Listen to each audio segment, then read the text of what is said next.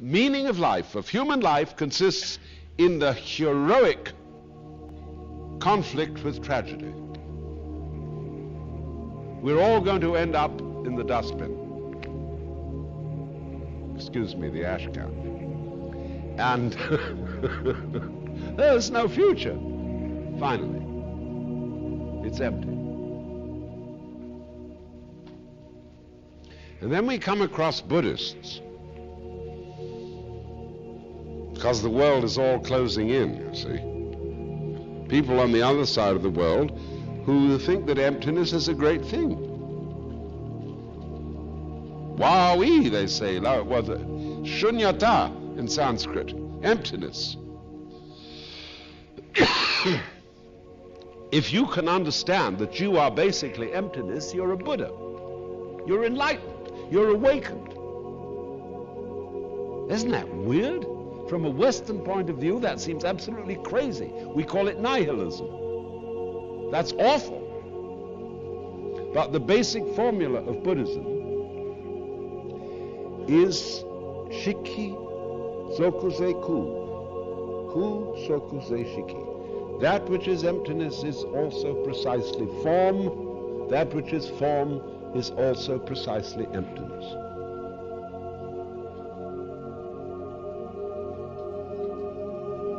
Now, what does that mean?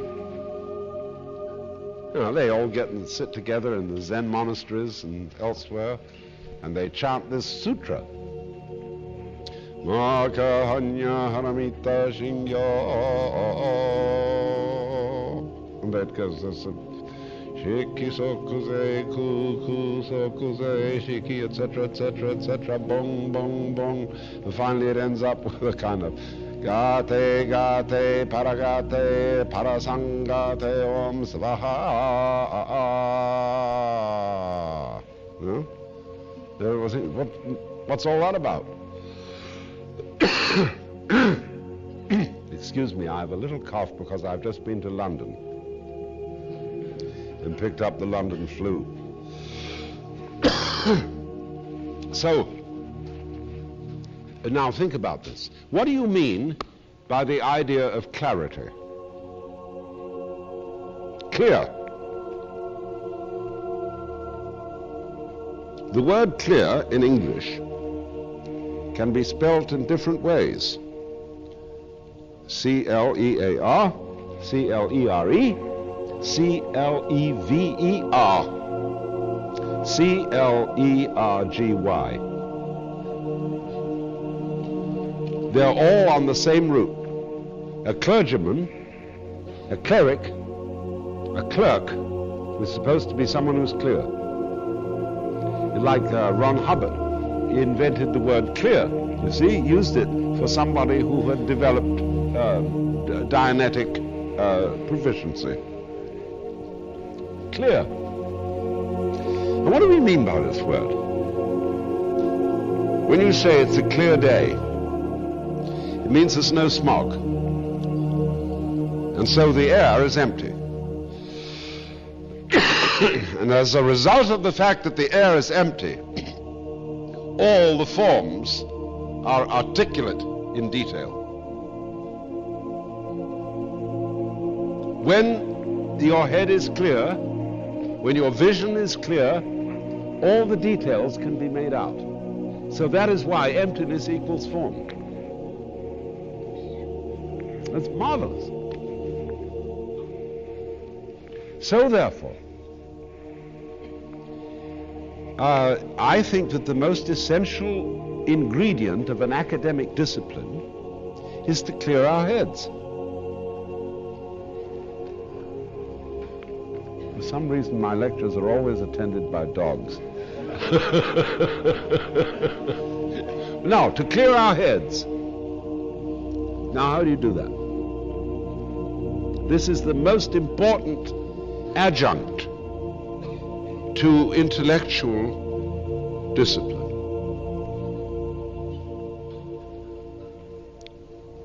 I say this most urgently because here we are, we're at the University of California, and we are all presumably intellectuals. And we need to further the intellectual life We need to further the disciplines of learning languages, of psychology, of science, of physics and chemistry, medicine, and so on and so forth. But underlying that, there must be a background. In other words, you need plain white paper in order to write something.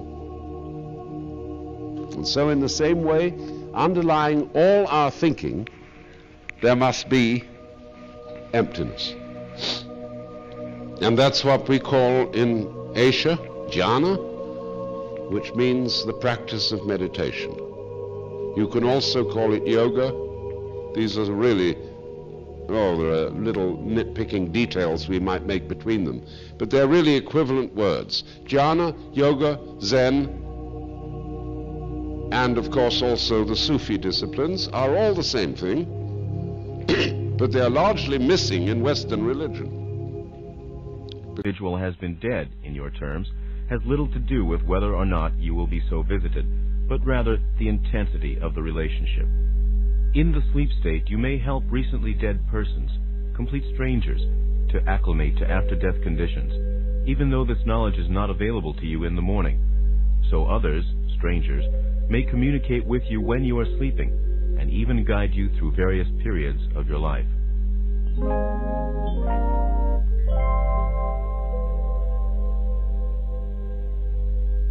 Continuing the subject of life after death, Seth now speaks of reincarnation.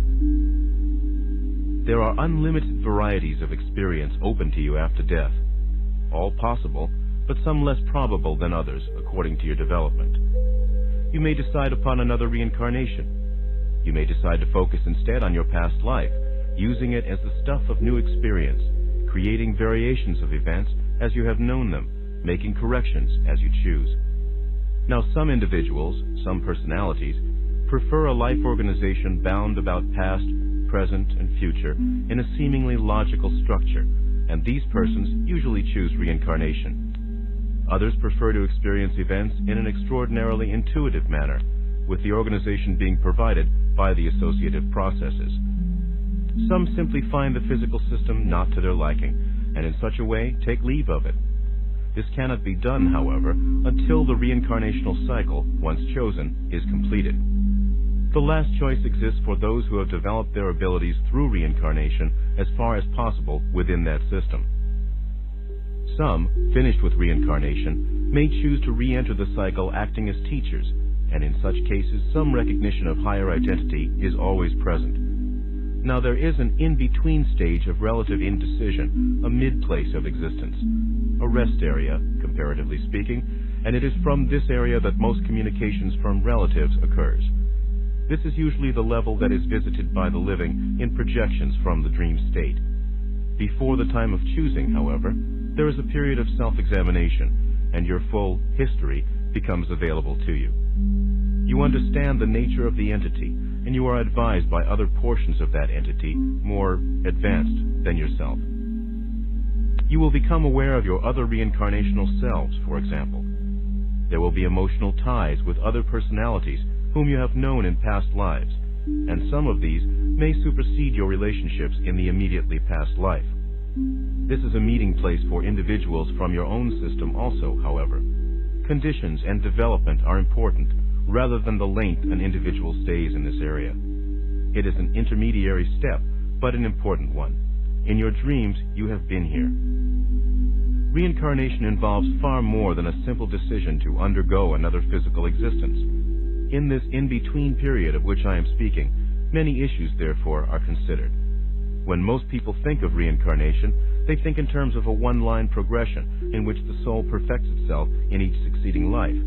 This is a gross simplification. There are endless varieties of this one theme, individual variations. The process of reincarnation is used in many ways, therefore, and in this time of rest, individuals must decide on the unique way in which reincarnation will be of use. Some, for example, isolate various characteristics in a given life and work on these almost exclusively, basing a given existence upon, say, one main theme. As seen from a physical viewpoint, such a personality would appear very one-sided and far from a well-developed individual. In one life, the intellect may purposely be very high, and those powers of the mind carried as far as the individual can take them. These abilities are then studied thoroughly by the entire personality. Both the benefits and the detrimental aspects of the intellect weighed carefully. Through experience in another life, this same kind of individual might specialize in emotional development and purposely underplay intellectual abilities. Some will choose progression at an easier rate and in a more balanced manner. They will help keep all the strands of personality working at once, so to speak, and even meet again and again people they have known in other lives. They will work out problems at a rather easy rate, rather than in, say, an explosive way. They will pace themselves, as dancers do. The time of choosing is dependent upon the condition and circumstances of the individual, following transition from physical life. Some take longer than others to understand the situation. Others must be divested of many impeding ideas and symbols. The time of choosing may happen almost immediately, in your terms, or it may be put off for a much longer period while training is carried on. The main impediments standing in the way of the time of choosing are, of course, the faulty ideas harbored by any given individual. A belief in heaven or hell under certain conditions can be equally disadvantageous. Some will refuse to accept the idea of further work, development, and challenge, believing instead that conventional heaven situations are the only possibility. For some time they may indeed inhabit such an environment until they learn through their own experience that existence demands development and that such a heaven would be sterile, boring, and indeed deadly. Then they are ready for the time of choosing. Others may insist that because of their transgressions they will be cast into hell, and because of the force of such belief, they may for some time actually encounter such conditions. In either case, however, there are always teachers available. They try to get through these false beliefs. While, generally speaking, the issues just mentioned...